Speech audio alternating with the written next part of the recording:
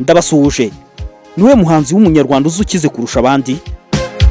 Iyo ubonye ibitaramo bakoresha, imodoka nziza bagendamo ndetse n'inzu nziza batunze, aho ntibyawe bigutera kubibazo cyane, ukamenya ngo ninde muhanzi wa mbere ukize mu Rwanda dufite. Iyi ni Kingdom JBTV, naho njye nitwa Bon Viva. Nguhaye ikaze. Reka duhere ku mwanya wa 8. Ku mwanya wa 8 turasanga umuhanzi witwa Eric Senderi. Uyu muhanzi akabazwi cyane mu bitaramo byishyurwa, ibirori n'ibindi bikorwa byo kwamamaza. Reka twihute no ku mwanya wa 7. Ku mwanya wa 7 turasanga umuhanzi witwa Muneza Christopher. Uyu muhanzi Muneza Christopher nubwo asa n'uwatuje cyane, akaba afite izina rikomeye ndetse n'ibihangano binyuzwa ku mbuga z'ubucuruzi.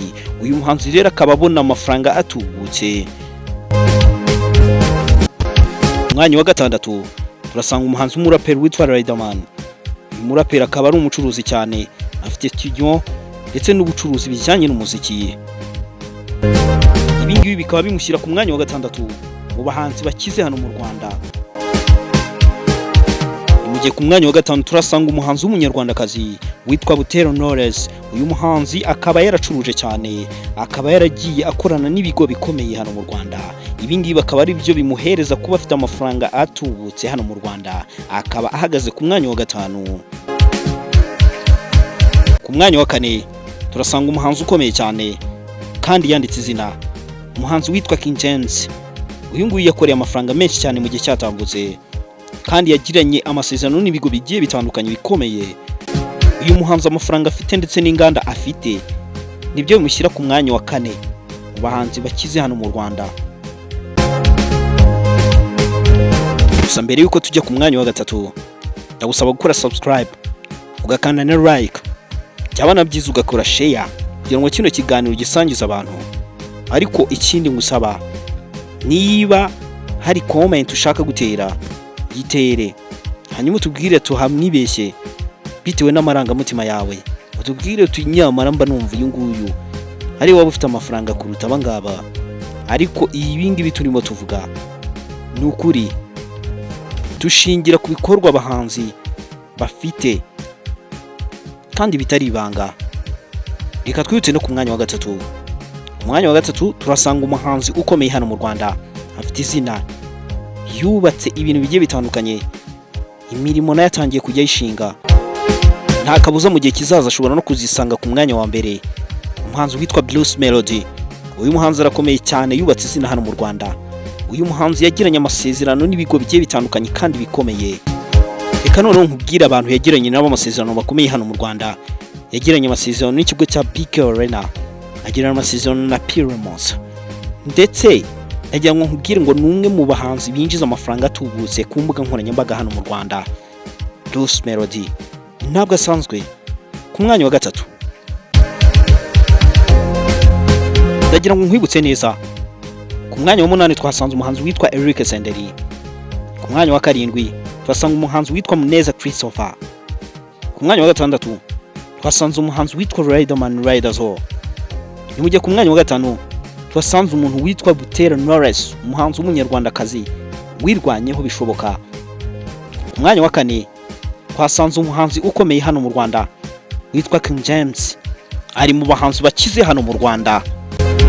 Nimujye ku mwanya wa 3 twasanze umuhanzi w'umunyarwanda ukomeye cyane, yakoranye n'abahanzi bagiye bakomeye bo muri East African Community ndetse unarenze imbibi hakurya y'amazi magari. Uyu muhanzi yitwa Bruce Melody, arakomeye cyane, ariko mu buzima bwe nawe mwitangira ntabwo byari byoroshye, kubera ko yazamuwe n'umuhanzi mugenzi we Uncle Austin, akaba ari n'umunyamakuru. None se ubu ngubu umuntu uri ku mwanya wa 2 n'umuntu uri ku mwanya wa 1 ninde? Gusa reka nkubwire umuntu uri ku mwanya wa 2. Umuntu uri ku mwanya wa 2 ubu ngubu yagiye muri Leta Zunze Ubumwe za Amerika, yinjiza cyane binyuze mu muziki, ibitaramo ndetse na streaming platforms. Imbuga nka Spotify ziramwishyura amafaranga menshi cyane. Uyu muhanzi ntabwo asanzwe. Ngabo Medal bakunze kwita Meddy, uyu muhanzi niwe uza ku mwanya wa kabiri. Ibi ngibi bimugira umuntu ufite amafaranga menshi cyane, gusa nubwo hari imitungo agenda ahisha, ibye birihariye kuko ntiwapfa kumenya ngo imitungo afite ahisha ingana ite, ariko aza ku mwanya wa kabiri tugenekereje mu mitungo iri ahagaragara.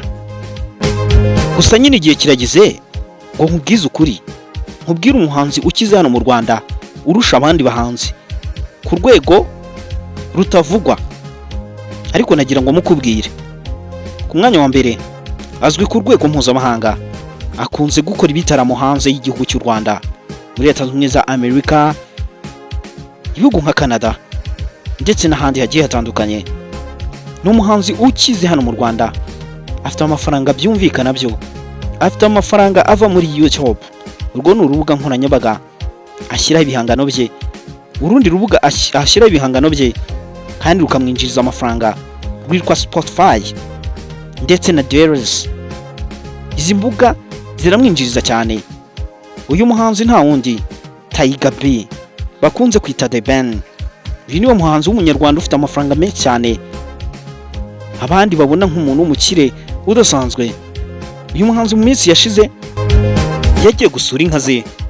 Uyu muhanzi akaba akomeye cyane, uyu muhanzi akaba adasanzwe. Uyu muhanzi afite umugore ndetse n'umwana umwe. Uyu muhanzi ngiye muvuze bwakwira bugacya, ariko ubundi ubu sinakubwira ngo wakoze kumva ibiganiro byacu byiza cyane.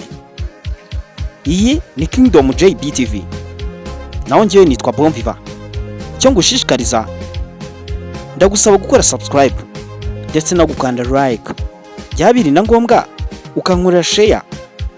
Naho it's tutoman.